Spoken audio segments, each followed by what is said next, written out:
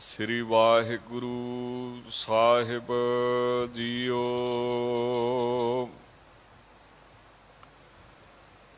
ਕਿਰਪਾ ਕਰੋ ਦੀਨ ਕੇ ਦਾਤੇ, ਮੇਰਾ ਗੁਣ ਅਵਗੁਣ ਨਾ ਵਿਚਾਰੋ ਕੋਈ।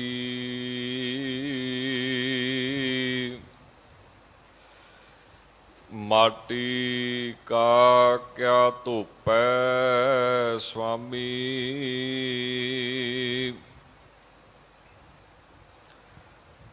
ਮਾਨਸ ਕੀ ਗਤ ਏਹੀ।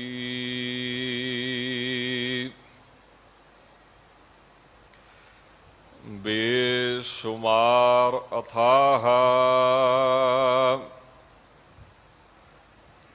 ਅਗਣਤ ਅਤੁਲੈ,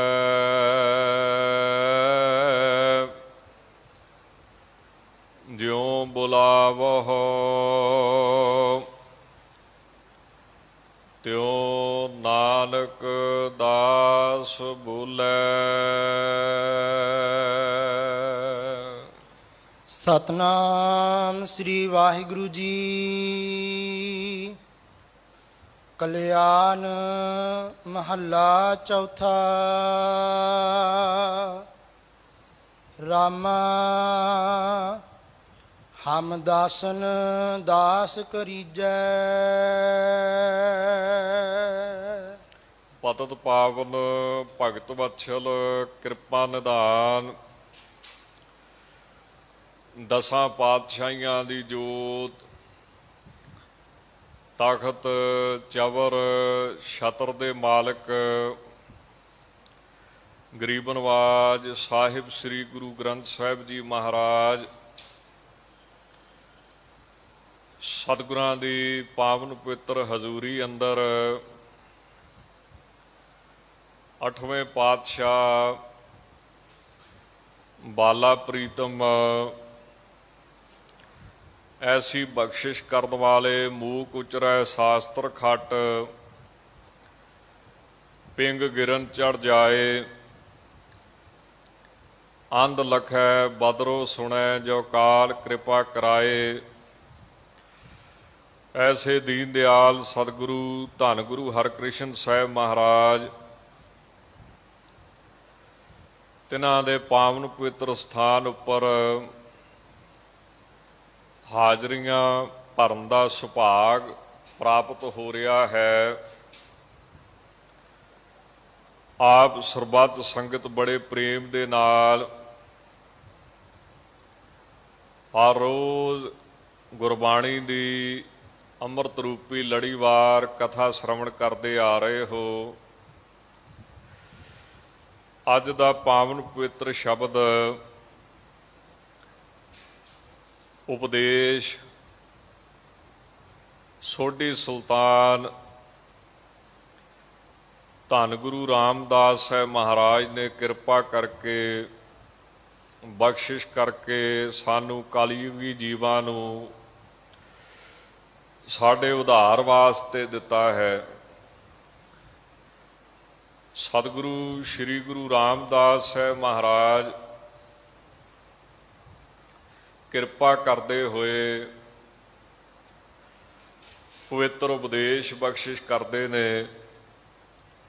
ਆਓ ਬੜੇ ਪ੍ਰੇਮ ਦੇ ਨਾਲ ਸੁਣਨ ਦਾ ਯਤਨ ਕਰੀਏ। ਆਪ ਸੰਗਤ ਕਿਰਪਾ ਕਰੋ, ਬਖਸ਼ਿਸ਼ ਕਰੋ। ਇਸ ਪਵਿੱਤਰ ਸ਼ਬਦ ਦੀ ਵਿਚਾਰ ਕਰਨ ਦਾ ਇੱਕ ਵਾਰੀ ਸਾਰੀਆਂ ਸੰਗਤਾਂ ਰਸਨਾ ਕਰੋ। ਪਵਿੱਤਰ ਗੱਜ ਕੇ ਆਖੋ ਜੀ, ਵਾਹਿਗੁਰੂ ਜੀ ਕਾ ਖਾਲਸਾ, ਵਾਹਿਗੁਰੂ ਜੀ ਕੀ ਫਤਿਹ। ਸਤਿਗੁਰੂ ਜੀ ਫਰਮਾਉਂਦੇ ਹਨ, ਵਾਹਿਗੁਰੂ ਜੀ ਰਾਮਾ ਹਮ ਦਾਸਨ ਦਾਸ ਕਰੀਜੈ। ਸਤਿਗੁਰੂ ਜੀ ਕਿਰਪਾ ਕਰਦੇ ਹੋਏ ਕਲਿਆਣ ਰਾਗ ਅੰਦਰ ਬਖਸ਼ਿਸ਼ ਕਰਦੇ ਨੇ। ਰਾਮਾ ਕਹਿੰਦੇ ਨੇ ਸੁੰਦਰ ਨੂੰ, ਜਿਹੜਾ ਪਰਮੇਸ਼ਰ ਵਾਹਿਗੁਰੂ ਸਭ ਤੋਂ ਜ਼ਿਆਦਾ ਸੋਹਣਾ ਹੈ, ਸੁਖਦਾਈ ਹੈ, ਹਰ ਥਾਂ ਤੇ ਰਮਿਆ ਹੋਇਆ ਹੈ। ਐਸੇ ਵਾਹਿਗੁਰੂ ਅੱਗੇ ਬੇਨਤੀ ਮਹਾਰਾਜ ਕਰਨੀ ਸਿਖਾਉਂਦੇ ਨੇ। ਰਾਮਾ ਹਮ ਦਾਸਨ ਦਾਸ ਕਰੀਜੈ। ਹੇ ਸੱਚੇ ਪਾਤਸ਼ਾਹ ਜੀ, ਸਾਨੂੰ ਆਪਣੇ ਦਾਸਾਂ ਦੇ ਦਾਸ ਬਣਾ ਲਓ। ਜਿਹੜੇ ਆਪ ਜੀ ਦੇ ਦਰ ਘਰ ਦੇ ਸੇਵਕ ਨੇ, ਉਹਨਾਂ ਦੇ ਵੀ ਸੇਵਾਦਾਰ ਬਣਾ ਕੇ ਰੱਖੋ। ਐਸੀ ਗਰੀਬੀ ਹਿਰਦੇ ਦੀ, ਐਸੀ ਨਿਮਰਤਾ ਦੀ ਦਾਤ ਬਖਸ਼ਿਸ਼ ਕਰੋ। ਮਹਾਂਪੁਰਸ਼ ਬੜਾ ਸੋਹਣਾ ਫਰਮਾਉਂਦੇ ਨੇ, ਅਨੁਭਵੀ ਬਚਨ ਕਰਦੇ ਨੇ ਕਿ ਪ੍ਰਮਾਤਮਾ ਤੋਂ ਵੱਡਾ ਕੌਣ ਹੈ? ਤਾਂ ਜਵਾਬ ਆਵੇਗਾ ਕਿ ਪ੍ਰਮਾਤਮਾ ਤੋਂ ਵੱਡਾ ਤੇ ਕੋਈ ਵੀ ਨਹੀਂ ਹੈ।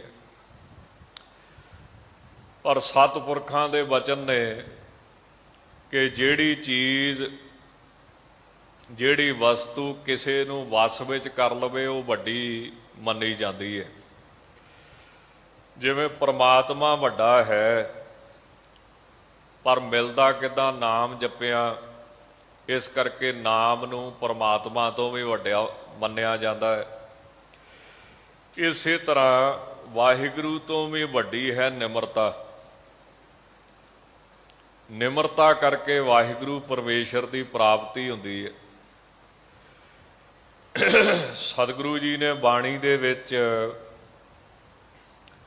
ਵਾਹਿਗੁਰੂ ਜੀ ਦੇ ਦਾਸਾਂ ਦੀ ਉਸਤਤ ਬੜੇ ਪ੍ਰੇਮ ਦੇ ਨਾਲ ਕਥਨ ਕੀਤੀ ਹੈ। ਹਰ ਦਾਸਨ ਸਿਉ ਪ੍ਰੀਤ ਹੈ, ਹਰ ਦਾਸਨ ਕੋ ਮਿੱਤ।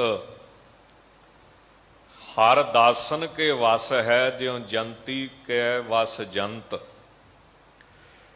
ਪਰਮਾਤਮਾ ਦੇ ਜਿਹੜੇ ਦਾਸ ਨੇ, ਸੇਵਕ ਨੇ,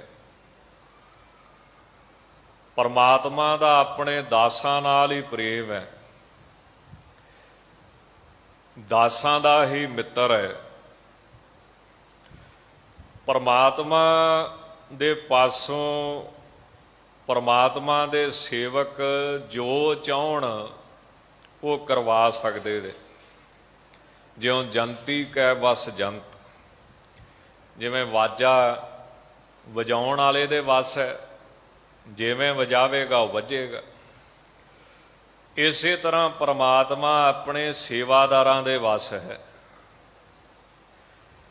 ਜਿਵੇਂ ਚਾਹੁਣ ਤਿਵੇਂ ਬੇਨਤੀਆਂ ਕਰਕੇ ਮਨਾ ਲੈਂਦੇ ਹਨ। ਸੰਸਾਰ ਦੇ ਕੰਮ ਕਰਵਾ ਲੈਂਦੇ ਹਨ। ਦਾਸਨ ਦਾਸਾ ਦਾ ਭਾਵ ਸਤਿਗੁਰੂ ਧੰਨ ਗੁਰੂ ਰਾਮਦਾਸ ਸਾਹਿਬ ਜੀ ਨੇ ਆਪਣੀ ਬਾਣੀ ਦੇ ਵਿੱਚ ਆਪ ਵੀ ਕਥਨ ਕੀਤਾ ਹੈ।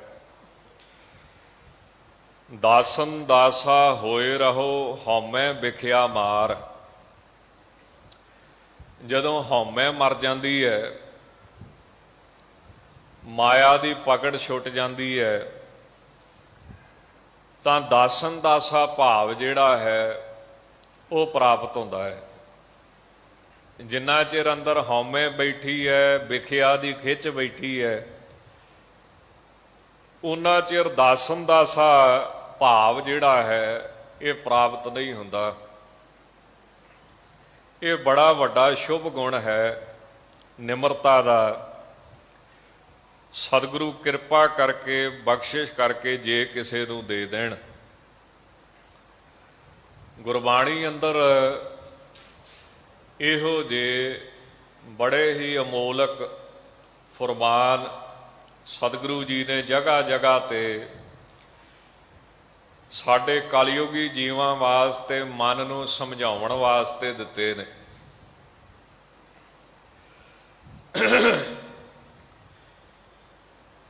ਪ੍ਰਿੰਸੀਪਲ ਸਤਬੀਰ ਸਿੰਘ ਜੀ ਨੇ ਬੜੀ ਸੁੰਦਰ ਵਿਚਾਰ ਲਿਖੀ ਹੈ। ਉਹ ਕਹਿੰਦੇ ਨੇ ਕਿ ਬਾਕੀ ਜਿੰਨੇ ਵੀ ਧਰਮ ਨੇ ਬੜੇ ਸਤਿਕਾਰਯੋਗ ਨੇ, ਆਪੋ ਆਪਣੀ ਫਿਲਾਸਫੀ ਹੈ, ਪਰ ਸਿੱਖ ਧਰਮ ਦੀ ਇੱਕ ਵਿਸ਼ੇਸ਼ਤਾ ਹੈ। ਉਹ ਕੀ ਹੈ ਬਾਕੀ ਧਰਮਾਂ ਨਾਲੋਂ, ਕਿ ਹਰ ਧਰਮ ਦਾ ਮਨੁੱਖ ਪੈਰੋਕਾਰ ਜਦੋਂ ਧਰਮ ਦੀ ਸਾਧਨਾ ਕਰਦਾ ਕਰਦਾ ਆਪਣੀ ਅਖੀਰ ਮੰਜ਼ਿਲ ਉੱਤੇ ਪਹੁੰਚਦਾ ਹੈ,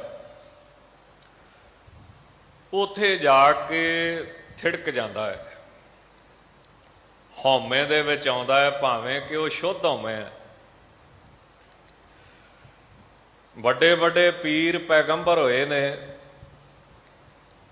ਜਦੋਂ ਉਹ ਆਪਣੀ ਅਖੀਰਲੀ ਸਟੇਜ ਤੇ ਪਹੁੰਚੇ ਤਾਂ ਉਹਨਾਂ ਨੇ ਕੁਝ ਨਾ ਕੁਝ ਦਾਅਵਾ ਕੀਤਾ ਹੈ। ਕਿਸੇ ਨੇ ਕਿਹਾ ਕਿ ਮੈਂ ਖੁਦਾ ਦਾ ਪੈਗੰਬਰ ਹਾਂ, ਕਿਸੇ ਨੇ ਆਖਿਆ ਮੈਂ ਖੁਦਾ ਦਾ ਪੁੱਤ ਹਾਂ। ਇਸਲਾਮ ਧਰਮ ਦੇ ਵਿੱਚ ਸੂਫੀ ਸੰਤ ਨੇ ਜਦੋਂ ਉਹਨਾਂ ਨੂੰ ਖੁਦਾ ਦੀ ਪ੍ਰਾਪਤੀ ਹੋਈ, ਉਹਨਾਂ ਵੀ ਇੱਕ ਦਾਅਵਾ ਕੀਤਾ, ਇੱਥੋਂ ਤੱਕ ਕਹਿ ਦਿੱਤਾ ਕਿ ਮੈਂ ਹੀ ਖੁਦਾ ਹਾਂ। ਸਿੱਖ ਧਰਮ ਦੀ ਖਾਸੀਅਤ ਕੀ ਹੈ ਕਿ ਜਦੋਂ ਸਿੱਖ ਆਪਣੀ ਸਾਧਨਾ ਕਰਦਾ ਹੋਇਆ ਅਖੀਰਲੀ ਸਟੇਜ ਤੇ ਪਹੁੰਚਦਾ ਹੈ, ਉਹ ਮੈਂ ਨਹੀਂ ਕਹਿੰਦਾ। ਉਹਦੀ ਸਟੇਜ ਕਿੱਥੇ ਖਤਮ ਹੁੰਦੀ ਹੈ? ਕਬੀਰ ਤੂੰ ਤੂੰ ਕਰਤਾ ਤੂੰ ਹੁਆ, ਮੁਝਬੇ ਰਹਾ ਨਾ ਹੂ, ਜਬ ਆਪਾ ਪਰਕਾ ਮਿਟ ਗਿਆ, ਜਤ ਦੇਖਾ ਤਤ ਤੂੰ। ਅੰਮ੍ਰਿਤ ਕੇ ਦਾਤੇ ਸਰਬੰਸ ਦਾਨੀ ਧੰਨ ਗੁਰੂ ਗੋਬਿੰਦ ਸਿੰਘ ਜੀ ਵੀ ਆਪਣੀ ਬਾਣੀ ਦੇ ਵਿੱਚ ਕਹਿੰਦੇ ਨੇ, ਬ੍ਰਿਸ਼ਸ ਤੂੰ ਹੀ, ਪਤਸ ਤੂੰ ਹੀ, ਸ਼ਿਤਸ ਤੂੰ ਹੀ, ਉਰਦਸ ਤੂੰ ਹੀ, ਜ਼ਿਮੀ ਤੂੰ ਹੀ, ਜ਼ਮਾਂ ਤੂੰ ਹੀ, ਮਕੀ ਤੂੰ ਹੀ, ਮਕਾ ਤੂੰ ਹੀ। ਸਿੱਖ ਦੀ ਅਖੀਰਲੀ ਸਟੇਜ ਕੀ ਹੈ ਕਿ ਇਹ ਪਰਮਾਤਮਾ ਸਭ ਕੁਝ ਤੂੰ ਹੀ ਹੈ। ਇਹ ਵਿਸ਼ੇਸ਼ਤਾ ਸਿਰਫ ਤੇ ਸਿਰਫ ਸਿੱਖ ਧਰਮ ਅੰਦਰ ਸ੍ਰੀ ਗੁਰੂ ਨਾਨਕ ਦੇਵ ਸਾਹਿਬ ਨੇ ਰੱਖੀ, ਨਹੀਂ ਤੇ ਅਖੀਰਲੀ ਸਟੇਜ ਤੇ ਪਹੁੰਚ ਕੇ ਹਰ ਅਵਤਾਰ ਨੇ ਦਾਅਵਾ ਕੀਤਾ ਕਿ ਭਗਵਾਨ ਮੈਂ ਹੀ ਹਾਂ। ਹਰ ਪੈਗੰਬਰ ਨੇ ਦਾਅਵਾ ਕੀਤਾ ਹੈ ਕੁਝ ਨਾ ਕੁਝ। ਔਰ ਇੱਕੋ ਇੱਕ ਸਿੱਖ ਨੂੰ ਕਿੱਦਾਂ ਦੀ ਸਿੱਖਿਆ ਵਾ ਕਿ ਮੇਰਾ ਮੁਝ ਮੈਂ ਕਿਛ ਨਹੀਂ, ਜੋ ਕਿਛ ਹੈ ਸੋ ਤੇਰਾ। ਇਹ ਵਿਸ਼ੇਸ਼ਤਾ ਸਿੱਖ ਧਰਮ ਅੰਦਰ ਹੈ। ਬੜਾ ਸੋਹਣਾ ਕਵੀਆਂ ਨੇ ਫਰਮਾਇਆ ਹੈ, ਦਾਸਨ ਦਾਸਾ ਭਾਵ ਉੱਤੇ, ਨਿਮਰਤਾ ਉੱਤੇ।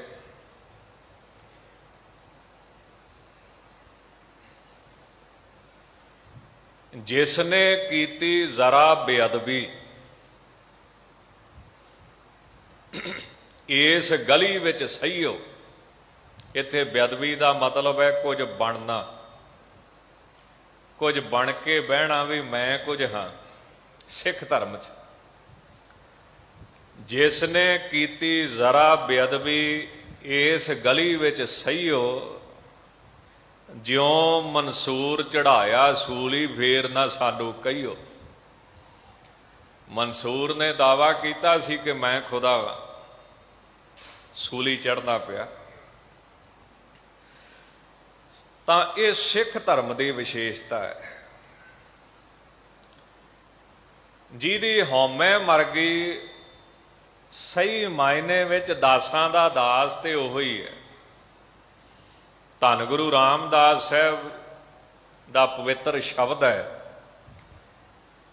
ਇਹਦੀ ਵਿਆਖਿਆ ਦੇ ਵਿੱਚ ਸ੍ਰੀ ਗੁਰੂ ਰਾਮਦਾਸ ਸਾਹਿਬ ਦੀ ਪੰਕਤੀ ਬੜੀ ਢੁਕਦੀ ਹੈ। ਦਾਸਨ ਦਾਸਾ ਹੋਏ ਰਹੋ, ਹਉਮੈ ਵਿਖਿਆ ਮਾਰ। ਜਗਤ ਗੁਰੂ ਸ੍ਰੀ ਗੁਰੂ ਨਾਨਕ ਦੇਵ ਸਾਹਿਬ ਮਹਾਰਾਜ ਇੱਕ ਪਿੰਡ ਦੇ ਵਿੱਚ ਗਏ। ਜਿਹੜਾ ਸਾਰਾ ਹੀ ਪਿੰਡ ਬ੍ਰਹਮ ਗਿਆਨੀਆਂ ਦਾ। ਆਪ ਜੀ ਨੇ ਸੁਣਿਆ ਹੋਵੇਗਾ ਕਿ ਸਾਧੂ ਸੰਤ ਕੋਈ ਇੱਕ ਅੱਧਾ ਹੁੰਦਾ ਹੈ, ਵਿਰਲੇ ਨੇ, ਥੋੜੇ ਨੇ, ਪਰ ਕਮਾਲ ਦੀ ਗੱਲ ਸਾਰਾ ਪਿੰਡ ਹੀ ਗਿਆਨੀਆਂ ਦਾ। ਕਿਸੇ ਨੂੰ ਪੁੱਛਣ ਤੂੰ ਕੌਣ ਹੈ, ਕਹਿੰਦਾ ਗਿਆਨੀ ਹੈ। ਗਿਆਨੀ ਮੈਨੇ ਤਤ ਬੇਤਾ ਵਾ, ਬ੍ਰਹਮ ਗਿਆਨੀ ਹੈ। ਭਾਈ ਮਰਦਾਨੇ ਨੇ ਬੇਨਤੀ ਕੀਤੀ, ਸੱਚੇ ਪਾਤਸ਼ਾਹ ਪੂਰਾ ਸੰਤ ਸਾਧੂ ਤੇ ਇੱਕ ਨਹੀਂ ਲੱਭਦਾ, ਇਹ ਸਾਰਾ ਪਿੰਡ ਹੀ ਬ੍ਰਹਮ ਗਿਆਨੀਆਂ ਦਾ, ਘਰ ਘਰ ਚ ਗਿਆਨੀ ਨੇ। ਸਤਿਗੁਰੂ ਸ੍ਰੀ ਗੁਰੂ ਨਾਨਕ ਦੇਵ ਸਾਹਿਬ ਪਾਸ ਬੜੀ ਯੁਕਤੀ ਸੀ ਪਖੰਡ ਨੂੰ ਖੰਡਨ ਦੀ, ਪਖੰਡ ਨੂੰ ਖਤਮ ਕਰਨ ਦੀ। ਪਰਮਾਤਮਾ ਦਾ ਕੋਈ ਹੁਕਮ ਕਹਿ ਲਓ, ਜਿਹੜਾ ਉੱਥੋਂ ਦਾ ਰਾਜਾ ਸੀ ਉਹਨੂੰ ਕੋਹੜ ਹੋ ਗਿਆ। ਰਾਜੇ ਨੂੰ ਪਤਾ ਲੱਗਾ ਕਿ ਸ੍ਰੀ ਗੁਰੂ ਨਾਨਕ ਦੇਵ ਸਾਹਿਬ ਆਏ ਨੇ। ਬੇਨਤੀ ਕੀਤੀ ਕਿ ਮਹਾਰਾਜ ਰੋਗੀ ਕਾ ਪ੍ਰਭ ਖੰਡੋ ਰੋਗ, ਆਪ ਕਿਰਪਾ ਕਰੋ ਸਮਰੱਥ। ਸਤਿਗੁਰੂ ਕਹਿਣ ਲੱਗੇ, ਰਾਜਾ ਤੇਰੇ ਸ਼ਹਿਰ ਦੇ ਵਿੱਚ, ਤੇਰੀ ਬਾਦਸ਼ਾਹ ਦੇ ਵਿੱਚ ਇੱਕ ਪਿੰਡ ਇੱਦਾਂ ਦਾ ਹੈ ਜਿੱਥੇ ਸਾਰੇ ਹੀ ਬ੍ਰਹਮ ਗਿਆਨੀ ਨੇ, ਤੇ ਕੀ ਤੇਰਾ ਕੋਈ ਦੁੱਖ ਕੱਟਣ ਦੇ ਵਿੱਚ ਸਮਰੱਥ ਨਹੀਂ ਹੈ? ਗਿਆਨਵਾਨ ਤੇ ਇੱਕ ਹੀ ਬੜਾ ਹੁੰਦਾ ਹੈ। ਉਹ ਬੜਾ ਹੈਰਾਨ ਹੋਇਆ, ਕਹਿੰਦਾ ਸੱਚੇ ਪਾਤਸ਼ਾਹ ਕੀ ਕਰਾਂ? ਕਹਿੰਦੇ ਤੇਰਾ ਕੋਹੜ ਦਾ ਰੋਗ ਹਟ ਸਕਦਾ ਹੈ, ਪਰ ਸ਼ਰਤ ਇਹ ਹੈ ਕਿ ਦਵਾਈ ਬੜੀ ਮਹਿੰਗੀ ਹੈ। ਕਹਿੰਦਾ ਮਹਾਰਾਜ ਹੁਕਮ ਕਰੋ। ਕਹਿੰਦੇ ਜਿਹੜਾ ਸਾਰਾ ਪਿੰਡ ਬ੍ਰਹਮ ਗਿਆਨੀਆਂ ਦਾ ਨਾ, ਉਸ ਪਿੰਡ ਚੋਂ ਇੱਕ ਬ੍ਰਹਮ ਗਿਆਨੀ ਚਾਹੀਦਾ। ਜਿਹੜਾ ਸਾਰਾ ਸ਼ਹਿਰ ਬ੍ਰਹਮ ਗਿਆਨੀਆਂ ਦਾ ਹੈ, ਉਹ ਚੋਂ ਇੱਕ ਬ੍ਰਹਮ ਗਿਆਨੀ ਚਾਹੀਦਾ ਹੈ। ਉਹਨੂੰ ਕੋਹਲੂ ਚ ਪੀੜਨਾ ਹੈ, ਜਿਵੇਂ ਤਿਲਾਂ ਵਿੱਚੋਂ ਤੇਲ ਕੱਢੀ ਨਾ ਕੋਹਲੂ ਚ ਨਪੀੜ ਕੇ, ਉਹਨੂੰ ਕੋਹਲੂ ਦੇ ਵਿੱਚ ਨਪੀੜ ਕੇ ਉਹਦੀ ਚਮੜੀ ਦੇ ਵਿੱਚੋਂ ਤੇਲ ਕੱਢਣਾ, ਤੇ ਉਹ ਤੇਲ ਤੇਰੇ ਸਰੀਰ ਤੇ ਲਾਉਣਾ ਹੈ ਤੇ ਤੇਰਾ ਕੋਹੜ ਅੜ ਜਾਣਾ ਹੈ। ਬੜੀ ਯੁਕਤੀ ਸੀ ਸ੍ਰੀ ਗੁਰੂ ਨਾਨਕ ਦੇਵ ਸਾਹਿਬ। ਹੁਣ ਜਦੋਂ ਉਸ ਪਿੰਡ ਦੇ ਵਿੱਚ ਪਤਾ ਕੀਤਾ ਵੀ ਕੋਈ ਬ੍ਰਹਮ ਗਿਆਨੀ ਹੈ, ਉਹ ਕਹਿੰਦੇ ਸਾਰੇ ਹੀ ਆ ਇੱਥੇ, ਤੂੰ ਕਿਹਨੂੰ ਲੱਭਦਾ ਫਿਰਦਾ? ਸਾਰੀ ਦੁਨੀਆ ਹੀ ਬ੍ਰਹਮ ਗਿਆਨੀ ਹੈ, ਤੁਸੀਂ ਕਿਸੇ ਨੂੰ ਸਮਝਾ ਕੇ ਵੇਖ ਲਓ। ਕਹਿੰਦਾ ਮੈਨੂੰ ਮੱਤ ਦੇਣ ਦੀ ਲੋੜ ਨਹੀਂ, ਮੈਨੂੰ ਤੇਰੇ ਨਾਲੋਂ ਜ਼ਿਆਦਾ ਪਤਾ। ਪਰ ਜਦੋਂ ਵਾਰੀ ਆਈ ਕਿ ਕੋਹਲੂ ਵਿੱਚ ਪੀੜਨਾ ਹੈ, ਸਾਰੇ ਪਿੰਡ ਚੋਂ ਇੱਕ ਵੀ ਬ੍ਰਹਮ ਗਿਆਨੀ ਅੱਗੇ ਨਾ ਹੋਇਆ। ਕੜਾਹ ਪ੍ਰਸ਼ਾਦ ਖਾਣ ਨੂੰ ਤੇ ਸਾਰੇ ਹੀ ਗਿਆਨੀ ਸੀ, ਪਰ ਜਦੋਂ ਸਿਰ ਦੇਣ ਦੀ ਵਾਰੀ ਆਈ ਉਦੋਂ ਕੋਈ ਵੀ ਨਾ ਲੱਭੇ। ਅਖੀਰ ਕਹਿੰਦੇ ਜੰਗਲ ਦੇ ਵਿੱਚ ਸਾਰੇ ਸ਼ੇਰ ਨਹੀਂ ਹੁੰਦੇ, ਪਰ ਇਹ ਵੀ ਨਹੀਂ ਹੁੰਦਾ ਵੀ ਇੱਕ ਵੀ ਨਹੀਂ ਹੁੰਦਾ। ਜਿਹੜਾ ਕੋਈ ਅਸਲੀ ਸੀ ਉਹਨੇ ਸੋਚਿਆ ਵੀ ਧਰਮ ਨੂੰ ਲਾਜ ਲਾਉਂਦੇ, ਧਰਮ ਨੂੰ ਕਲੰਕ ਲਵਾਉਂਦੇ ਆ, ਪਖੰਡ ਕਰਦੇ ਆ, ਤੇ ਮਨਾ ਇਹ ਸਰੀਰ ਇੱਕ ਦਿਨ ਛੱਡਣਾ ਹੀ ਹੈ, ਚੱਲ ਪਰਉਪਕਾਰ ਵਾਸਤੇ ਵਰਤੀਏ। ਰਾਜੇ ਦੇ ਪੇਸ਼ ਹੋਇਆ। ਹੁਣ ਸਤਿਗੁਰੂ ਨੇ ਕਿਸੇ ਨੂੰ ਮਾਰਨਾ ਥੋੜ੍ਹੀ ਸੀ। ਮਹਾਰਾਜ ਨੇ ਆਖਿਆ ਇਹਨਾਂ ਦਾ ਇਸ਼ਨਾਨ ਕਰਾਓ, ਅਸਲੀ ਸੰਤ ਹੈ। ਇਸ਼ਨਾਨ ਕਰਾਇਆ, ਥੱਲੇ ਰਾਜੇ ਨੂੰ ਬਿਠਾਇਆ, ਉੱਚੀ ਜਗ੍ਹਾ ਉਹਦਾ ਇਸ਼ਨਾਨ ਕਰਾਇਆ। ਉਹ ਜਲ ਜਦੋਂ ਰਾਜੇ ਦੇ ਸਰੀਰ ਤੇ ਪਿਆ, ਉਹਦਾ ਕੋਹੜ ਦਾ ਰੋਗ ਹਟਿਆ, ਤੇ ਸਾਰੇ ਪਿੰਡ ਨੇ ਮਾਫੀ ਮੰਗੀ ਜਿਹੜੇ ਬ੍ਰਹਮ ਗਿਆਨੀ ਬਣੇ ਫਿਰਦੇ। ਗਿਆਨੀ ਕੌਣ ਹੈ? ਜਿਹਦੇ ਵਿੱਚ ਹਉਮੈ ਨਹੀਂ ਸਰੀਰ ਦੀ, ਜਿਹੜਾ ਸਰੀਰ ਤੋਂ ਪਰੇ ਹੈ, ਸਰੀਰ ਤੋਂ ਪਾਸੇ ਹੈ, ਜਿਹਦਾ ਸਰੀਰ ਦੇ ਨਾਲ ਮੋਹ ਨਹੀਂ। ਠੀਕਰ ਫੋਰ ਦਲੀਸ ਸਿਰ, ਪ੍ਰਭੁਰ ਕੀਆ ਪਿਆਨ। ਜਿਨ੍ਹਾਂ ਆਪਣੇ ਸਰੀਰ ਨੂੰ ਮਿੱਟੀ ਦਾ ਠੀਕਰਾ ਸਮਝਿਆ, ਉਹ ਗਿਆਨਵਾਨ ਮੰਨੇ ਜਾਂਦੇ ਨੇ। ਉਹ ਅਸਲ ਦੇ ਵਿੱਚ ਦਾਸਾਂ ਦੇ ਦਾਸ ਮੰਨੇ ਜਾਂਦੇ। ਦਾਸਨ ਦਾਸ ਹੋਏ ਰਹੋ, ਦਾਸਨ ਦਾਸਾ ਹੋਏ ਰਹੋ, ਹਉਮੈ ਵਿਖਿਆ ਮਾਰ। ਜਿਨ੍ਹਾਂ ਅੰਦਰੋਂ ਹਉ ਮਾਰੀ ਹੈ, ਮਮਤਾ ਮਾਰੀ ਹੈ, ਹੰਗਤਾ ਮਾਰੀ ਹੈ। ਇਸ ਕਰਕੇ ਵਾਹਿਗੁਰੂ ਜੀ ਅੱਗੇ ਬੇਨਤੀ ਹੈ ਕਿ ਹੇ ਸੱਚੇ ਪਾਤਸ਼ਾਹ, ਆਪ ਜੀ ਕਿਰਪਾ ਕਰਕੇ ਦਾਸਾਂ ਦੇ ਦਾਸ ਬਣਾ ਕੇ ਰੱਖੋ। ਜਬ ਲਗ ਸਾਸ ਹੋਏ ਮਨ ਅੰਤਰ, ਸਾਧੂ ਧੂਰ ਪਵੀਜੈ। ਜਿੰਨਾ ਚਿਰ ਇਸ ਸਰੀਰ ਅੰਦਰ ਸਾਹ ਚੱਲਦੇ ਰਹੇ, ਇਹ ਕਿਹਦੀ ਅਰਦਾਸ ਹੈ? ਸ੍ਰੀ ਗੁਰੂ ਰਾਮਦਾਸ ਹੈ ਮਹਾਰਾਜ ਦੀ। ਸਾਡੇ ਸਮਝਾਉਣ ਵਾਸਤੇ ਕਿ ਸਾਨੂੰ ਕੀ ਅਰਦਾਸ ਕਰਨੀ ਚਾਹੀਦੀ। ਜਿੰਨਾ ਚਿਰ ਇਸ ਸਰੀਰ ਅੰਦਰ ਸਾਹ ਚੱਲਦੇ ਨੇ, ਵਗਦੇ ਨੇ, ਸਵਾਸ ਚੱਲਦੇ ਨੇ, ਸਾਧੂ ਧੂਰ ਪਵੀਜੈ, ਉਨਾ ਚਿਰ ਸਾਧ ਸੰਗਤ ਦੀ ਧੂੜ ਪੀਂਦੇ ਰਹਿਣਾ ਚਾਹੀਦਾ ਹੈ। ਮਹਾਂਪੁਰਸ਼ਾਂ ਨੇ ਪੀਣ ਦਾ ਅਰਥ ਕੀਤਾ ਪ੍ਰਾਪਤ ਕਰਦੇ ਰਹਿਣਾ ਚਾਹੀਦਾ ਹੈ। ਸੰਗਤ ਵਿੱਚ ਬੈਠਣਾ ਚਾਹੀਦਾ ਹੈ, ਸੰਗਤ ਦਾ ਲਾਭ ਪ੍ਰਾਪਤ ਕਰਦੇ ਰਹਿਣਾ ਚਾਹੀਦਾ ਹੈ। ਹਜ਼ੂਰ ਰਹਾਉ ਦਾ ਵਿਸਰਾਮ ਦੇ ਕੇ ਅੱਗੇ ਫਰਮਾਉਂਦੇ ਹਨ। ਸ਼ੰਕਰ ਨਾਰਦ ਸੇਖ ਨਾਗ ਮੁਨ, ਧੂਰ ਸਾਧੂ ਕੀ ਲੋਚੀਜੈ। ਸਾਧੂ ਦੀ ਧੂੜ ਦੇ ਵਿੱਚ ਬੜੀ ਬਰਕਤ ਹੈ। ਆਪ ਜੀ ਰੋਜ਼ ਸੁਣਦੇ ਹੋ, ਧੂੜੀ ਵਿੱਚ ਲੋਡੰਦੜੀ ਸੋਹਾ ਤੈ ਸਹਿ ਨਾਲੇ। ਰੋਜ਼ ਪੜ੍ਹਦੇ ਹਾਂ, ਅੰਤਰਜਾਮੀ ਪੁਰਖ ਵਿਧਾਤੇ ਸਰਦਾ ਮਨ ਕੀ ਪੂਰੇ, ਨਾਨਕ ਦਾਸ ਮੋਕੋ ਕਰ ਸੰਤਨ ਕੀ ਧੂਰੇ। ਰੋਜ਼ ਸੁਣਦੇ ਆ, ਦਾਨ ਮਹਿੰਡਾ ਤਲੀ ਖਾਕ, ਜੇ ਮਿਲੇ ਤਾਂ ਮਸਤਕ ਲਾਈਏ। ਇੱਥੇ ਆਇਆ ਸਾਧ ਸ਼ਬਦ, ਸਾਧੂ, ਤੇ ਵਿਆਕਰਨ ਅਨੁਸਾਰ ਜਿਹੜਾ ਸਾਧੂ ਸ਼ਬਦ ਹੈ ਨਾ, ਇਹਦੀ ਧਾਤੂ ਮੰਨੀ ਗਈ ਹੈ, ਇਹਦੀ ਉਤਪੱਤੀ ਮੰਨੀ ਗਈ ਹੈ ਸਾਧ ਤੋਂ, ਜਿਹਦਾ ਅਰਥ ਹੁੰਦਾ ਸਮ ਸਿੱਧੋ।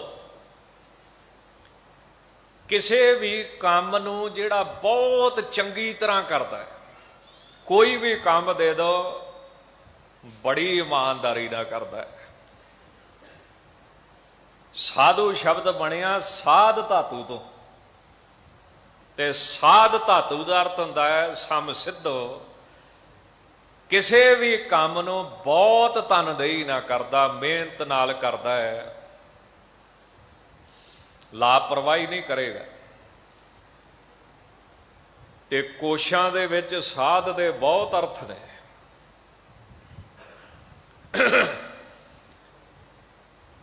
ਪਹਿਲਾ ਸਾਧੂ ਦਾ ਅਰਥ ਕੀ ਹੁੰਦਾ ਹੈ? ਸਾਧਯਤੀ ਨਿਸ਼ਪਾਦਯਤੀ ਧਰਮ ਆਦਿ ਕਾਰਿਅਮ ਇਤੀ।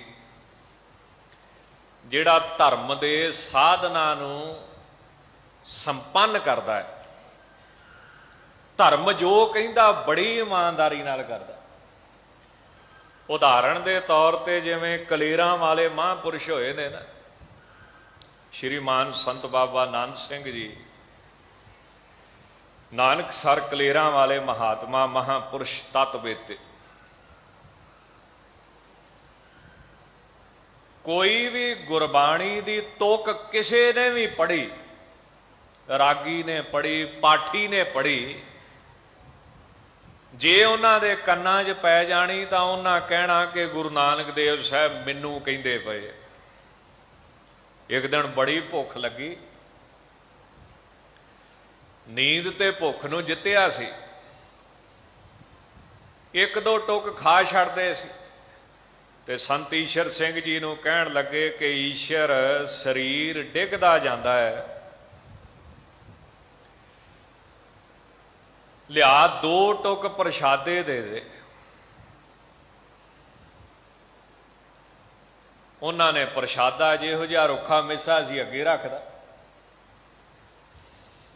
ਹੁਣ ਮਨ ਦੇ ਵਿੱਚ ਪਤਾ ਕੀ ਆਇਆ, ਕਹਿੰਦੇ ਨਾਲ ਨਹੀਂ ਕੁਝ ਬਣਾਇਆ, ਨਾਲ ਹੀ ਕੁਝ ਲਿਆ, ਅਚਾਰ ਹੀ ਲਿਆ।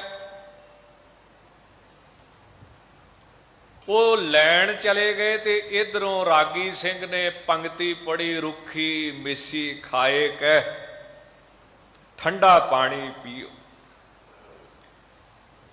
ਇੰਨੀ ਗੱਲ ਸੁਣੀ ਤੇ ਉਸੇ ਵੇਲੇ ਕਹਿੰਦੇ ਰਹਿਣ ਦੇ, ਪਾਣੀ ਲੈ ਆ। ਕੋਈ ਵੀ ਬੋਲਦਾ ਹੈ ਮੇਰੇ ਵਾਸਤੇ ਬੋਲਦਾ ਪਿਆ। ਸਾਧਯਤੀ ਨਿਸ਼ਪਾਦਯਤੀ ਧਰਮ ਆਦਿ ਕਾਰਿਅਮਿਤੀ, ਉਹਨੂੰ ਕਹਿੰਦੇ ਸਾਧ, ਜਿਹੜਾ ਧਰਮ ਦੇ ਸਾਧਨਾ ਨੂੰ ਬੜੀ ਤਨਦੇਹੀ ਨਾ ਕਰਦਾ ਹੈ, ਬੜੀ ਮਿਹਨਤ ਨਾ ਕਰਦਾ ਹੈ, ਜਿਹਦੇ ਵਾਸਤੇ ਗੁਰਬਾਣੀ ਦੀ ਹਰ ਤੁਕ ਉਹ ਸਮਝਦਾ ਕਿ ਮੇਰੇ ਵਾਸਤੇ ਹੀ ਹੈ, ਬਸ ਮੈਨੂੰ ਕਹਿੰਦੀ ਪਈ, ਮੈਨੂੰ ਉਪਦੇਸ਼ ਦਿੰਦੀ ਪਈ। ਦੂਸਰਾ ਸਾਧ ਦਾ ਅਰਥ ਹੁੰਦਾ ਹੈ ਉੱਤਮ ਕੁਲ ਜਾਤੇ ਅਮਰਾ। ਅਮਰਕੋਸ਼ ਦੇ ਵਿੱਚ ਲਿਖਿਆ ਹੈ ਜਿਹੜਾ ਕਿਸੇ ਚੰਗੇ ਖਾਨਦਾਨ ਚ ਪੈਦਾ ਹੋਇਆ ਹੈ। ਧੰਨ ਗੁਰੂ ਨਾਨਕ ਦੇਵ ਸਾਹਿਬ ਦੇ ਸਾਹਿਬਜ਼ਾਦੇ ਉੱਤਮ ਕੁਲ ਚ ਪੈਦਾ ਹੋਏ। ਬਾਬਾ ਸ੍ਰੀ ਚੰਦ ਜੀ, ਬਾਬਾ ਲਖਮੀ ਚੰਦ ਜੀ ਸਾਹਿਬਜ਼ਾਦੇ, ਧੰਨ ਬਾਬਾ ਅਜੀਤ ਸਿੰਘ ਜੀ, ਧੰਨ ਬਾਬਾ ਜੁਝਾਰ ਸਿੰਘ ਜੀ, ਧੰਨ ਬਾਬਾ ਜੋਰਾਵਰ ਸਿੰਘ ਜੀ, ਧੰਨ ਬਾਬਾ ਫਤਿਹ ਸਿੰਘ ਜੀ। ਇਸ ਕਰਕੇ ਇਹ ਵੀ ਸਾਧ ਨੇ। ਤੀਸਰਾ ਸਾਧ ਦਾ ਅਰਥ ਹੁੰਦਾ ਹੈ ਮਨੋਰਮਮ, ਬਹੁਤ ਸੋਹਣਾ। ਹੁਣ ਮੈਂ ਤਾਂ ਕੋਈ ਦੇਖਿਆ ਨਹੀਂ ਵੀ ਇੰਨਾ ਸੋਹਣਾ ਹੋਵੇ। ਇਹ ਤਾਂ ਸ਼ੀਸ਼ਾ ਵੇਖ ਕੇ ਪੱਗ ਨਹੀਂ ਬੰਨ੍ਹਦੇ ਤੇ ਸੋਹਣਾ ਕਿੱਦਾਂ ਕਹਿਤਾ। ਹੁਣ ਕਾਰ ਸੇਵਾ ਵਾਲੇ ਸੰਤ ਨੇ, ਸੇਵਾ ਕਰਦੇ ਨੇ, ਕੁੜਤੀਆਂ ਲਿਬੜੀਆਂ ਪਈਆਂ ਨੇ, ਸੋਹਣਾ ਕਿਹਨੂੰ ਕਹਿੰਦੇ? ਤਾਂ ਸਤਿਗੁਰੂ ਜੀ ਇਹਦਾ ਵੀ ਜਵਾਬ ਦਿੰਦੇ ਨੇ, ਵਾਹੋ ਵਾਹੋ ਕਰੇ ਸਈ ਜਨ ਸੋਹਣੇ। ਜਿਹੜਾ ਰੱਬ ਦਾ ਨਾਮ ਜਪਦਾ ਹੈ ਸਤਿਗੁਰੂ ਦੀ ਨਿਗਾਹ ਦੇ ਵਿੱਚ ਤੇ ਸੋਹਣਾ ਉਹ ਹੀ ਹੈ। ਇੱਦਾਂ ਬੜੇ ਅਰਥ ਨੇ। ਜਾਂ ਸਾਧ ਦਾ ਅਰਥ ਕੀ ਹੁੰਦਾ ਹੈ ਕਿ ਜਿਹੜਾ ਮਾਨ ਅਪਮਾਨ ਤੋਂ ਉੱਪਰ ਹੋ ਗਿਆ ਹੈ।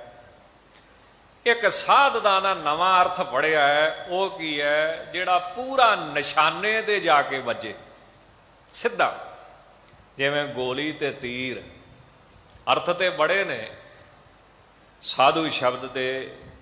ਜੋ ਨਾ ਪ੍ਰਾਹ੍ਰਿਸ਼ਯਤੀ ਸੰਮਾਨੇ ਨਾ ਅਪਮਾਨੇ ਚਾ ਕੁਪਯਤੀ ਨਾ ਕ੍ਰੋਧਾ ਪੁਰਸ਼ ਬਰੁਆਤ ਏਤਤ ਧੀ। ਬੜੇ ਅਰਥ ਨੇ ਸਾਧੂ ਸ਼ਬਦ।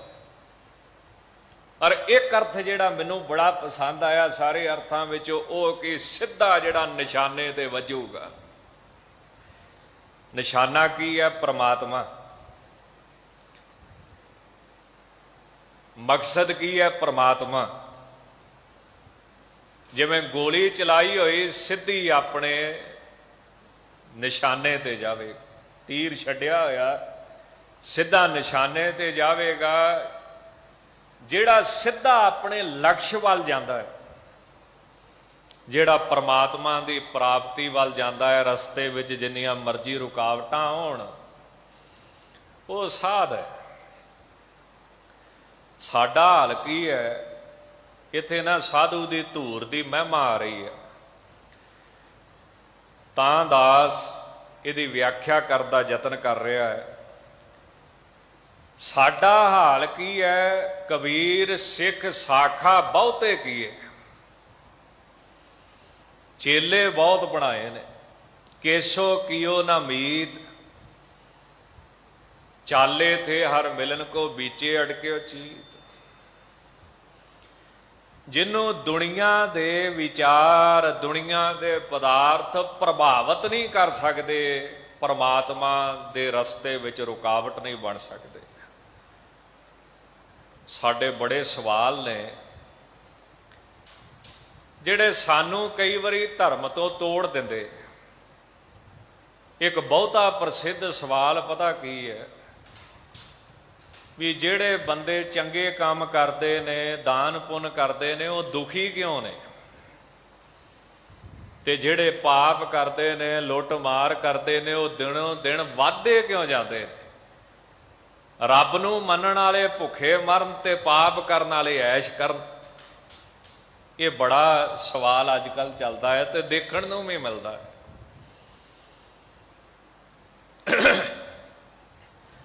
ਇੱਕ ਸਰਦਾਰ ਹੋਇਆ ਹੈ ਹਰੀ ਸਿੰਘ ਡੋਗਰਾ,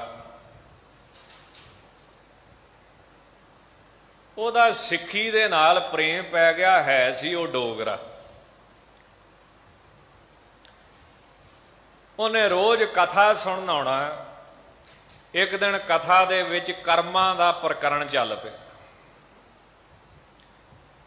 ਕਿਉਂਕਿ 3 ਪ੍ਰਕਰਣ ਮੰਨੇ ਜਾਂਦੇ ਨੇ, ਜਾਂ ਕਥਾ 'ਚ ਗਿਆਨ ਦੀ ਗੱਲ ਆਵੇਗੀ, ਜਾਂ ਨਾਮ ਜਪਣ ਦੀ ਭਗਤੀ ਦੀ ਗੱਲ ਆਵੇਗੀ, ਜਾਂ ਕਰਮਾਂ ਦੀ ਗੱਲ ਆਵੇਗੀ। ਕਿਸੇ ਦਿਨ ਕੋਈ ਚੱਲਦਾ ਹੈ, ਕਿਸੇ ਦਿਨ ਕੋਈ ਚੱਲਦਾ ਹੈ। ਕਰਮਾਂ ਦਾ ਪ੍ਰਕਰਣ ਆਇਆ ਤੇ ਕਥਾ ਕਰਨ ਵਾਲੇ ਸੱਜਣ ਨੇ ਕਥਾ ਕੀਤੀ ਕਿ ਜਿਹੜਾ ਪਾਪ ਕਰੇਗਾ ਉਹ ਇੱਕ ਦਿਨ ਦੁੱਖ ਭੋਗੇਗਾ, ਜਿਹੜਾ ਚੰਗੇ ਕੰਮ ਕਰੇਗਾ, ਪੁੰਨ ਕਰੇਗਾ, ਉਹ ਇੱਕ ਦਿਨ ਸੁੱਖ ਭੋਗੇਗਾ। ਸਰਦਾਰ ਜਿਹੜਾ ਰਾਜਾ ਹਰੀ ਸਿੰਘ ਡੋਗਰਾ ਸੀ ਨਾ, ਕੁਝ ਪਿੰਡਾਂ ਦਾ ਸਰਦਾਰ ਹੋਵੇਗਾ, ਕੁਝ ਪਿੰਡਾਂ ਦਾ ਮਾਲਕ ਹੋਵੇਗਾ। ਉਹਨੇ ਕਥਾ ਦੇ ਵਿੱਚ ਹੀ ਕਹਿ ਦਿੱਤਾ, ਕਹਿੰਦਾ ਮਹਾਰਾਜ ਹੁਣ ਨਹੀਂ ਇਹ ਗੱਲਾਂ ਚੱਲਦੀਆਂ। ਕਥਾ ਕਰਨ ਵਾਲਾ ਸੱਜਣ ਕਹਿਣ ਲੱਗਾ, ਜੀ ਧਾਰਮਿਕ ਗ੍ਰੰਥਾਂ 'ਚ ਤੇ ਇਸੇ ਤਰ੍ਹਾਂ ਹੀ ਲਿਖਿਆ ਹੈ, ਮਾੜਾ ਕਰੋ ਤੇ ਦੁੱਖ, ਚੰਗਾ ਕਰੋ ਤੇ ਸੁੱਖ। ਉਹ ਕਹਿਣ ਲੱਗਾ, ਨਹੀਂ ਹੁਣ ਕਲਯੁਗ ਹੈ, ਚੰਗਾ ਕਰੋ ਤੇ ਦੁੱਖ, ਮਾੜਾ ਕਰੋ ਤੇ ਸੁੱਖ। ਹੁਣ ਕਲਯੁਗ ਹੈ, ਹੁਣ ਨਹੀਂ ਇਹ ਗੱਲ ਚੱਲਦੀ। ਉਹ ਕਥਾਕਾਰ ਕਹਿਣ ਲੱਗਾ ਵੀ ਸਾਡੇ ਜਿਹੜੇ ਸੁਆਮੀ ਨੇ, ਮਾਲਕ ਨੇ, ਸ਼੍ਰੀਮਾਨ ਸੰਤ ਭਾਈ ਰਾਮ ਸਿੰਘ ਜੀ ਵਰਗਤ, ਉਹ ਹਾਜ਼ਰ ਨੇ, ਉਹਨਾਂ ਨੂੰ ਪੁੱਛ ਲਓ ਜਾ ਕੇ, ਗ੍ਰੰਥਾਂ 'ਚ ਤੇ ਇਸੇ ਤਰ੍ਹਾਂ ਹੀ ਲਿਖਿਆ। ਸੰਤਾਂ ਪਾਸ ਗਿਆ, ਸੰਤ ਭਾਈ ਰਾਮ ਸਿੰਘ ਜੀ ਕਹਿਣ ਲੱਗੇ, ਰਾਜਾ ਜੀ ਸ੍ਰੀ ਗੁਰੂ ਗ੍ਰੰਥ ਸਾਹਿਬ ਨੇ ਤਾਂ ਇਸੇ ਤਰ੍ਹਾਂ ਆਖਿਆ ਹੈ, ਦੱਦੇ ਦੋਸ਼ ਨਾ ਦੇਊ ਕਿਸੇ, ਦੋਸ਼ ਕਰਮਾ ਆਪਣਿਆ, ਜੋ ਮੈਂ ਕੀਆ ਸੋ ਮੈਂ ਪਾਇਆ, ਦੋਸ਼ ਨਾ ਦੀਜੇ ਅਵਰਜਨਾ। ਉਹ ਡੋਗਰਾ ਕਹਿਣ ਲੱਗਾ, ਮਹਾਰਾਜ ਆਪ ਜੀ ਦੀ ਗੱਲ ਪੂਰੀ ਹੈ, ਸਾਡੀ ਮੱਤ ਅਧੂਰੀ ਹੈ, ਸਾਨੂੰ ਸਮਝ ਨਹੀਂ ਆਉਂਦੀ, ਪਰ ਲੋਕਾਂ 'ਚ ਤੇ ਦੁਨੀਆ 'ਚ ਤੇ ਵੇਖਣ ਨੂੰ ਇਹੀ ਮਿਲਦਾ ਹੈ। ਮੈਂ ਆਪ ਜੀ ਨੂੰ ਬੇਨਤੀ ਕਰਦਾ ਵਾਂ ਕਿ ਇੱਕ ਬੜਾ ਧਰਮਾਤਮਾ ਸੀ, ਜੇਬ ਦੇ ਵਿੱਚ ਮੋਹਰਾਂ ਰੁਪਈਏ ਤੇ ਪੈਸੇ ਪਾ ਕੇ ਰੱਖਦਾ ਸੀ। ਜੇ ਕਿਸੇ ਨੇ ਲੜਕੀ ਦੀ ਸ਼ਾਦੀ ਕਰਨੀ, ਮੋਹਰਾਂ ਦਿੰਦਾ ਸੀ। ਜੇ ਕਿਸੇ ਨੂੰ ਕੱਪੜਾ ਚਾਹੀਦਾ ਹੈ, ਰੁਪਈਏ ਦਿੰਦਾ ਸੀ। ਜੇ ਕਿਸੇ ਨੇ ਪ੍ਰਸ਼ਾਦਾ ਛਕਣਾ ਤੇ 4 ਪੈਸੇ ਦਿੰਦਾ ਸੀ। ਪਰ ਮੈਂ ਦੇਖਿਆ ਆਪਣੀ ਅੱਖੀਂ, ਬਹੁਤ ਦੁਖੀ ਹੋਇਆ। ਰਾਜੇ ਨੇ ਘਰ ਘਾੜ ਜ਼ਬਤ ਕਰ ਲਿਆ ਤੇ ਬਹੁਤ ਦੁੱਖ ਭੋਗਿਆ। ਤੇ ਦੂਸਰੇ ਬੰਨੇ ਜਿਹੜੇ ਅਸੀਂ ਡੋਗਰੇ ਆ, ਲੁੱਟਮਾਰ ਕਰੀਦੀ ਹੈ, ਦਿਨੋਂ ਦਿਨ ਵੱਧਦੇ ਜਾਂਦੇ, ਕੋਈ ਪਰਵਾਹ ਨਹੀਂ ਕਰੀਦੀ, ਦਿਨੋਂ ਦਿਨ ਵ੍ਰਿੱਧੀ ਹੋ ਰਹੀ ਧਨ ਦੀ। ਸੰਤ ਕਹਿਣ ਲੱਗੇ, ਸੱਜਣਾ ਇਹਦਾ ਪਹਿਲਾ ਜਵਾਬ ਇਹ ਹੈ ਕਿ ਚੁੱਪ ਰਹਿਣਾ, ਕਿਉਂਕਿ ਕਰਮਾਂ ਦਾ ਫਲ ਕੋਈ ਬੰਦਾ ਨਹੀਂ ਜਾਣਦਾ ਕੀ ਹੈ। ਆਪਣੇ ਕਰਮ ਕੀ ਗਤ ਮੈਂ ਕਿਆ ਜਾਣੂ। ਪਹਿਲਾ ਜਵਾਬ ਹੈ ਚੁੱਪ ਰਹਿਣਾ, ਰੱਬ ਹੀ ਜਾਣਦਾ। ਦੂਜਾ ਜਵਾਬ ਇਹ ਹੈ, ਜਿਨ੍ਹਾਂ ਨੇ ਵੀ ਅੱਜ ਤੱਕ ਧਰਮ ਕੀਤਾ, ਠੀਕ ਹੈ ਉਹਨਾਂ ਨੂੰ ਦੁੱਖ ਆਇਆ, ਪਰ ਉਹਨਾਂ ਦਾ ਦੁੱਖ ਕਿੱਦਾਂ ਭੁਗਤ ਗਿਆ, ਜਿੱਦਾਂ ਰਾਤ ਦਾ ਸੁਪਨਾ ਸੌਖਾ ਹੀ ਕੱਟਿਆ ਜਾਂਦਾ ਹੈ, ਜਿਵੇਂ ਸੂਲੀ ਤੋਂ ਸੂਲ ਬਣ ਜਾਂਦੀ ਹੈ। ਤੀਸਰਾ ਇਹਦਾ ਜਵਾਬ ਹੈ, ਧਰਮ ਤੇ ਚੱਲਦਿਆਂ ਬੜਾ ਦੁੱਖ ਆਇਆ। ਉਹ ਭਾਵੇਂ ਰਾਜਾ ਰਾਮਚੰਦ ਹੋਏ ਨੇ, ਉਹ ਭਾਵੇਂ ਰਾਜਾ ਹਰੀ ਚੰਦ ਹੋਏ ਨੇ, ਉਹ ਭਾਵੇਂ ਸਰਬ ਸ਼੍ਰੋਮਣੀ ਸ੍ਰੀ ਗੁਰੂ ਗੋਬਿੰਦ ਸਿੰਘ ਮਹਾਰਾਜ ਹੋਏ ਨੇ, ਸਾਹਿਬਜ਼ਾਦੇ ਵਾਰਨੇ ਪਏ, ਪਰ ਬਾਅਦ ਦੇ ਵਿੱਚ ਜਿਹੜਾ ਸੁੱਖ ਮਿਲਿਆ ਉਹ ਅਬਨਾਸੀ ਸੁੱਖ ਹੈ, ਨਾਸ ਤੋਂ ਰਹਿਤ ਸੁੱਖ ਹੈ, ਜਿਹੜਾ ਸੱਚਖੰਡ ਦਾ ਮੰਨਿਆ ਜਾਂਦਾ ਹੈ, ਰੱਬ ਦੇ ਘਰ ਦਾ ਮੰਨਿਆ ਜਾਂਦਾ ਹੈ। ਤੇ ਚੌਥਾ ਇਹਦਾ ਜਵਾਬ ਸੰਤ ਕਹਿਣ ਲੱਗੇ ਪਾਰਸ ਭਾਗ ਵਿੱਚ ਲਿਖਿਆ। ਪਾਰਸ ਭਾਗ ਵਿੱਚ ਕੀ ਲਿਖਿਆ ਹੈ ਕਿ ਹੇ ਭਾਈ ਸਿੱਖਾ, ਜਿਹੜੇ ਤੇਰੀ ਨਿਗਾਹ 'ਚ ਮਾੜੇ ਨੇ, ਜਿਨ੍ਹਾਂ ਨੂੰ ਤਾਂ ਕਹਿੰਦਾ ਨਾ ਇਹ ਤੇ ਬੜੇ ਪਾਪੀ ਆ, ਰੱਬ ਇਹਨਾਂ ਨੂੰ ਸਜ਼ਾ ਨਹੀਂ ਦਿੰਦਾ, ਜਿਹੜੇ ਤੇਰੀ ਨਿਗਾਹ 'ਚ ਮਾੜੇ ਨੇ, ਹੋ ਸਕਦਾ ਉਹ ਰੱਬ ਦੀ ਨਿਗਾਹ 'ਚ ਚੰਗੇ ਹੋਣ, ਤੇ ਜਿਹੜੇ ਤੇਰੀ ਨਿਗਾਹ 'ਚ ਚੰਗੇ ਨੇ, ਹੋ ਸਕਦਾ ਉਹ ਰੱਬ ਦੀ ਨਿਗਾਹ ਵਿੱਚ ਮਾੜੇ ਹੋਣ। ਤੂੰ ਦੂਸਰਿਆਂ ਦੀ ਛੱਡ, ਆਪਣੀ ਸੁਣਾ, ਤੂੰ ਕਿੱਥੇ ਖਲੋਤਾ। ਤਾਂ ਇਸ ਕਰਕੇ ਤੁਲਸੀ ਭਰੋਸੇ ਰਾਮ ਕੇ ਰਹੋ ਖਾਟ ਪਰ ਸੋਏ, ਅਣਹੋਣੀ ਹੋਏ ਨਹੀਂ, ਹੋਣੀ ਹੋਏ ਸੋਏ। ਅਣਹੋਣੀ ਤੇ ਹੋਣੀ ਨਹੀਂ। ਤਾਂ ਸੰਤ ਕੌਣ ਹੈ, ਸਾਧੂ ਕੌਣ ਹੈ, ਜਿਹਨੂੰ ਕੋਈ ਵੀ ਵਿਚਾਰ ਆਪਣੇ ਨਿਸ਼ਾਨੇ ਤੋਂ ਡਲਾ ਨਹੀਂ ਸਕਦਾ। ਅਸੀਂ ਡੋਲ ਜਾਂਦੇ ਹਾਂ ਜੀ, ਧਰਮ ਕਰਦਿਆਂ ਦੁੱਖ ਆਉਂਦਾ ਹੈ। ਜਿਹੜਾ ਸਿੱਧਾ ਆਪਣੇ ਨਿਸ਼ਾਨੇ ਤੇ ਡਿੱਗੇਗਾ, ਨਾ ਵਿਚਾਰ ਉਹਨੂੰ ਡਲਾਉਣ, ਨਾ ਪਦਾਰਥ ਉਹਨੂੰ ਡਲਾਉਣ।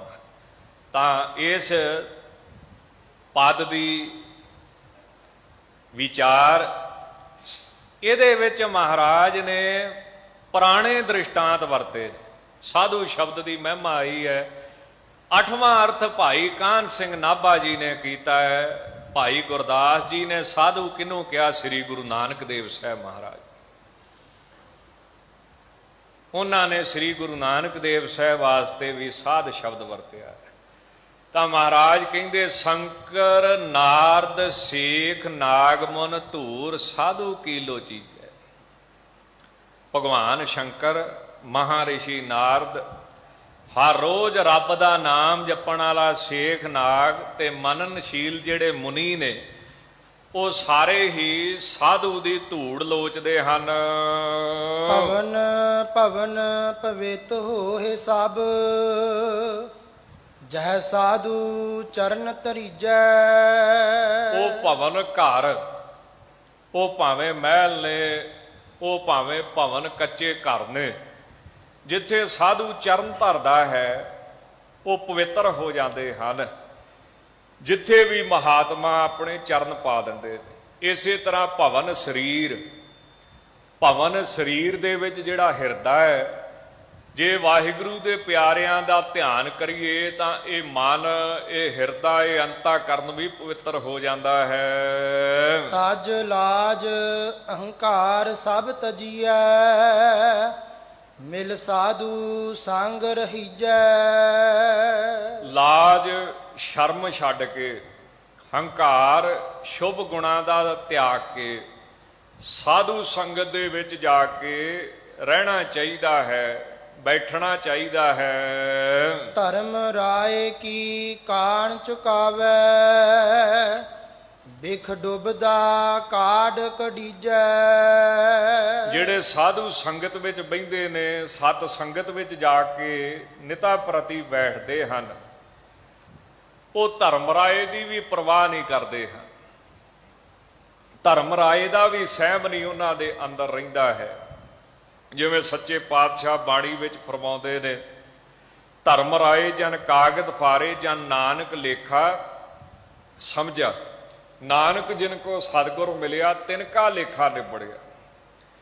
ਔਰ ਵਿਖ ਰੂਪੀ ਜਿਹੜਾ ਸੰਸਾਰ ਹੈ, ਵਿਸ਼ਿਆਂ ਦੇ ਜ਼ਹਿਰ ਦਾ ਭਰਿਆ ਹੋਇਆ, ਇਹਦੇ ਵਿੱਚੋਂ ਵੀ ਸਾਧ ਸੰਗਤ ਕੱਢ ਲੈਂਦੀ ਹੈ। ਧਰਮ ਸੂਕੇ ਬਹੁ ਉਬ ਸੁਖ ਕਹੀਐ, ਮਿਲ ਸਾਧੂ ਸੰਗ ਹਰੀਜੈ। ਜਿਨ੍ਹਾਂ ਦੇ ਅੰਦਰ ਬਹੁਤਾ ਭਰਮ ਹੈ, ਉਹ ਉਬ ਸੁੱਕ ਕਹੀਐ, ਉਹ ਖੜ ਸੁੱਕ ਦਰਖਤ ਵਾਂਗ ਕਹੇ ਜਾਂਦੇ ਨੇ। ਖੜ ਸੁੱਕ ਦਰਖਤ ਹੁੰਦਾ ਜਿਹੜਾ ਖੜਾ ਖੜੋਤਾ ਹੀ ਸੁੱਕ ਜਾਂਦਾ ਹੈ, ਭਾਵ ਜੀ ਦੀ ਜੜ ਸੁੱਕ ਜਾਂਦੀ ਹੈ। ਇਸੇ ਤਰ੍ਹਾਂ ਜਿਨ੍ਹਾਂ ਦੇ ਅੰਦਰ ਬਹੁਤਾ ਭਰਮ ਹੈ, ਪਰਮਾਤਮਾ ਤੇ ਭਰੋਸਾ ਨਹੀਂ, ਕਿਹੋ ਜਿਹਾ ਭਰਮ, ਆ ਜਗ ਮਿੱਠਾ ਅਗਲਾ ਕਿਨ ਡਿੱਠਾ, ਇਹੋ ਜਿਹਾ ਜਿਹੜੇ ਭਰਮ ਪਾਲੀ ਫਿਰਦੇ ਹਨ, ਉਹ ਸ਼ੁਭ ਗੁਣਾਂ ਤੋਂ ਸੁੱਕ ਜਾਂਦੇ ਨੇ, ਨਾਸਤਕ ਹੋ ਜਾਂਦੇ, ਪਰਮਾਤਮਾ ਦੀ ਹੋਂਦ ਤੋਂ ਉਹ ਮੁਨਕਰ ਹੋ ਜਾਂਦੇ ਹਨ। ਉਹਨਾਂ ਨੂੰ ਖੜ ਸੁੱਕ ਦੀ ਤੁਲਨਾ ਦਿੱਤੀ ਹੈ। ਜਿਹੜੇ ਦਰਖਤ ਖੜੇ ਖੜੇ ਸੁੱਕ ਜਾਂਦੇ ਨੇ, ਜਾਂ ਜਿਨ੍ਹਾਂ ਦੀ ਜੜ ਖਲੋਤਿਆਂ ਦੀ ਸੁੱਕ ਜਾਂਦੀ ਹੈ, ਇਹੋ ਜਿਹੇ ਸ਼ੁਭ ਗੁਣਾਂ ਤੋਂ ਸੁੱਕੇ ਹੋਏ ਸੜੇ ਹੋਏ ਹਿਰਦੇ ਜਿਹੜੇ ਹਨ, ਜੇ ਇਹ ਵੀ ਸਾਧ ਸੰਗਤ ਦੇ ਵਿੱਚ ਸਰੀਰ ਚੱਲ ਕੇ ਆ ਜਾਣ ਤਾਂ ਸਾਧੂ ਸੰਗਤ ਇਹਨਾਂ ਨੂੰ ਵੀ ਹਰਿਆ ਭਰਿਆ ਕਰ ਦਿੰਦੀ ਹੈ। ਆਪ ਜੀ ਰੋਜ਼ ਪੜ੍ਹਦੇ ਹੋ, ਮੇਰੇ ਮਾਧੋ ਜੀ ਸਤ ਸੰਗਤ ਮਿਲੈ ਸੋ ਤਰੀਐ, ਗੁਰ ਪ੍ਰਸਾਦ ਪਰਮ ਪਦ ਪਾਇਆ ਸੂਕੇ ਕਾਸਟ ਹਰੀ। ਮੇਰੇ ਮਾਧੋ ਜੀ ਸਤ ਸੰਗਤ ਮਿਲੈ ਸੋ ਤਰਿਆ, ਗੁਰ ਪ੍ਰਸਾਦ ਪਰਮ ਪਦ ਪਾਇਆ। ਇੱਥੇ ਸ਼ਬਦ ਕੀ ਵਰਤਿਆ? ਸੂਕੇ ਕਾਸਟ, ਜਿਹੜੇ ਹਿਰਦੇ ਲੱਕੜ ਵਾਂਗ ਸੋਗੇ ਨੇ, ਉਹ ਵੀ ਹਰੇ ਹੋ ਜਾਂਦੇ ਨੇ, ਸ਼ੁਭ ਗੁਣਾਂ ਦੇ ਸਹਿਤ ਹੋ ਜਾਂਦੇ ਨੇ। ਏਡੀ ਵੱਡੀ ਸਾਧ ਸੰਗਤ ਦੇ ਵਿੱਚ ਮਹਾਨਤਾ ਹੈ। ਜੇ ਸਾਧ ਸੰਗਤ ਵਿੱਚ ਆੜ ਕੇ ਬਹਿਣ ਲੱਗ ਪਵੇ, ਤਾਤੇ ਬਿਲਮ ਪਲ ਢਿੱਲ ਨਾ ਕੀਜੈ, ਜਾਏ ਸਾਧੂ ਚਰਨ ਲਗੀਜੈ। ਇਸ ਕਰਕੇ ਵਾਹਿਗੁਰੂ ਜੀ ਕਿਰਪਾ ਕਰਨ। ਪਰਮਾਤਮਾ ਅੱਗੇ ਬੇਨਤੀ ਹੈ ਕਿ ਹੇ ਵਾਹਿਗੁਰੂ ਕਿਰਪਾ ਕਰ, ਐਵੇਂ ਢਿੱਲੇ ਹੋ ਕੇ ਪਲ ਮਾਤਰ ਵੀ ਬਿਲਮ ਦੇਰੀ ਨਾ ਕਰੀਏ। ਛੇਤੀ ਤੋਂ ਛੇਤੀ ਸਾਧੂ ਸੰਗਤ ਸਤ ਸੰਗਤ ਵਿੱਚ ਬੈਠਣ ਦਾ ਉਦਮ ਕਰਨਾ ਚਾਹੀਦਾ ਹੈ। ਸਾਧੂ ਸੰਗਤ ਵਿੱਚ ਸਾਧੂ ਜਾਣਾ ਚਾਹੀਦਾ ਹੈ ਤੇ ਸਾਧੂਆਂ ਦੇ ਚਰਨੀ ਲੱਗਣਾ ਚਾਹੀਦਾ ਹੈ। ਰਾਮ ਨਾਮ ਕੀਰਤਨ ਰਤਨ ਵਥ, ਹਰ ਸਾਧੂ ਪਾਸ ਰਖੀਜੈ। ਵਾਹਿਗੁਰੂ ਸੱਚੇ ਪਾਤਸ਼ਾਹ ਜੀ ਨੇ ਆਪਣਾ ਕੀਰਤਨ, ਜਿਹੜਾ ਕਲਯੁਗ ਵਿੱਚ ਪ੍ਰਧਾਨ ਮੰਨਿਆ ਗਿਆ ਹੈ, ਅਤੇ ਨਾਮ ਰੂਪੀ ਬੇਸ਼ ਕੀਮਤੀ ਰਤਨ ਜਿਹੜਾ ਹੈ, ਇਹ ਸਾਧੂਆਂ ਦੇ ਪਾਸ ਰੱਖਿਆ ਹੈ।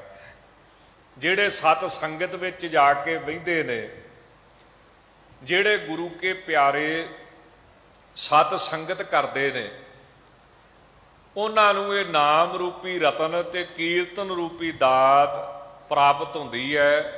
ਇਹ ਸਾਧੂ ਜਿਹਨੂੰ ਚਾਹਣ ਉਹਨੂੰ ਨਾਮ ਜਪਣ ਦੀ, ਨਾਮ ਦੀ ਦਾਤ ਦਿੰਦੇ ਹਨ।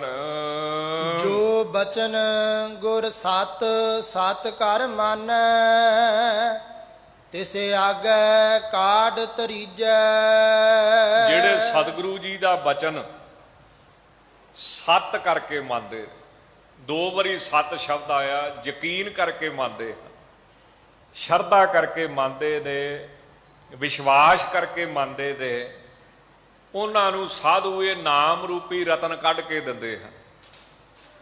ਉਹਨਾਂ ਨੂੰ ਨਾਮ ਜਪਣ ਦੀ ਦਾਤ, ਗੁਰੂ ਕੀ ਕੀਰਤੀ ਦੀ ਦਾਤ, ਵਾਹਿਗੁਰੂ ਦੀ ਕੀਰਤੀ ਦੀ ਦਾਤ ਉਹਨਾਂ ਨੂੰ ਪ੍ਰਾਪਤ ਹੁੰਦੀ। ਪਰ ਸਾਡਾ ਹਿਸਾਬ ਕੀ ਹੈ?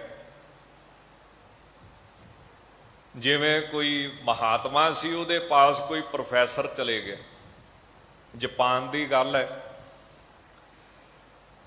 ਉਹਨੇ ਮਹਾਤਮਾ ਨੂੰ ਪੁੱਛਿਆ ਵੀ ਜ਼ੇਨ ਦਾ ਕੀ ਅਰਥ ਹੁੰਦਾ ਹੈ, ਇਹ ਸਮਝਾਓ ਮੈਨੂੰ। ਅਜੇ ਪੁੱਛਦਾ ਹੀ ਪਿਆ ਸੀ ਤੇ ਫਿਰ ਆਪ ਹੀ ਗੱਲ ਕਰਨ ਲੱਗ ਪਿਆ, ਤੇ ਗੱਲ ਕਰਦਾ ਕਰਦਾ ਆਪ ਹੀ ਜਵਾਬ ਦੇਣ ਲੱਗ ਪਿਆ। ਪੁੱਛਣ ਉਹਨਾਂ ਨੂੰ ਗਿਆ ਪ੍ਰਸ਼ਨ, ਪਰ ਪੁੱਛਦਾ ਪੁੱਛਦਾ ਆਪ ਹੀ ਸਭ ਕੁਝ ਦੱਸਣ ਲੱਗ ਪਿਆ। ਉਹਨਾਂ ਨੇ ਚਾਹ ਮੰਗਾਈ, ਆ ਜਿਹੜੀ ਪੱਤਿਆਂ ਵਾਲੀ ਹੁੰਦੀ ਨਾ, ਜਾਪਾਨ 'ਚ ਪੁਰਾਣੀ ਚੱਲਦੀ, ਆਪਣੇ ਇੱਧਰ ਆਈ ਹੁਣ ਗ੍ਰੀਨ ਟੀ ਕਹਿੰਦੇ, ਤੇ ਉਹ ਕੱਪ ਦੇ ਵਿੱਚ ਪਾਉਣ ਲੱਗ ਪਏ, ਤੇ ਪਾਉਂਦੇ ਪਾਉਂਦੇ ਪਾਈ ਗਏ ਤੇ ਡੁੱਲਣ ਲੱਗ ਪਏ। ਉਹ ਪ੍ਰੋਫੈਸਰ ਕਹਿਣ ਲੱਗਾ ਜੀ ਇਹਦੇ 'ਚ ਹੋਰ ਨਹੀਂ ਪੈਣੀ, ਥਾਂ ਨਹੀਂ ਹੈ। ਉਹ ਮਹਾਤਮਾ ਕਹਿਣ ਲੱਗੇ ਇਸੇ ਤਰ੍ਹਾਂ ਤੂੰ ਵੀ ਵਿਚਾਰਾਂ ਨਾਲ ਭਰਿਆ, ਜੇ ਥੋੜਾ ਬਹੁਤਾ ਖਾਲੀ ਹੋਵੇ ਤੇ ਮੈਂ ਤੈਨੂੰ ਸਮਝਾਵਾਂ, ਪੁੱਛਣ ਤੂੰ ਮੈਨੂੰ ਆਇਆ ਹੈ ਤੇ ਕਥਾ ਆਪ ਕਰਨ ਲੱਗ ਪਿਆ। ਇਹ ਹਾਲ ਹੈ ਸਾਡਾ। ਨਾਮ ਰੂਪੀ ਰਤਨ ਪ੍ਰਾਪਤ ਹੁੰਦਾ ਹੈ ਸਾਧੂਆਂ ਪਾਸੋਂ, ਪਰ ਦਿੱਤਾ ਕਿਹਨਾਂ ਨੂੰ ਜਾਂਦਾ ਹੈ?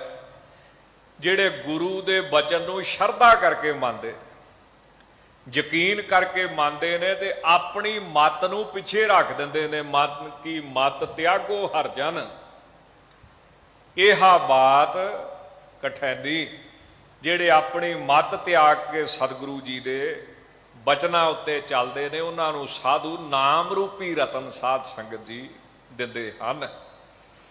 ਗਰੀਬ ਨਵਾਜ ਕਹਿੰਦੇ ਨੇ, ਕੀਰਤਨ ਨਰਮੋਲਕ ਹੀਰਾ, ਆਨੰਦ ਗੁਣੀ ਗਹੀਰਾ, ਅਨਹਦ ਬਾਣੀ ਪੂੰਜੀ, ਸੰਤਨ ਹੱਥ ਰਾਖੀ ਪੂੰਜੀ। ਇਹ ਸੰਤਾਂ ਦੇ ਹੱਥ ਵਿੱਚ ਚਾਬੀਆਂ ਦਿੱਤੀਆਂ ਨੇ ਹੋਈਆਂ ਭੁੱਲਾਂ ਚੁੱਕਾਂ ਦੀ ਖਿਮਾ ਜੀ। ਆਪ ਸਾਰੀਆਂ ਸੰਗਤਾਂ ਨੇ ਅੱਗੇ ਵਾਸਤੇ ਸਮਤ ਬਖਸ਼ਣੀ ਜੀ। ਰਾਮ ਨਾਮ ਕੀਰਤਨ ਰਤਨ ਵਥ, ਹਰ ਸਾਧੂ ਪਾਸ ਰਖੀਜੈ। ਜੋ ਬਚਨ ਗੁਰ ਸਤ ਸਤ ਕਰ ਮਾਨੈ, ਤਿਸ ਆਗੈ ਕਾਢ ਤਰੀਜੈ। ਵਾਹਿਗੁਰੂ ਜੀ ਕਾ ਖਾਲਸਾ, ਵਾਹਿਗੁਰੂ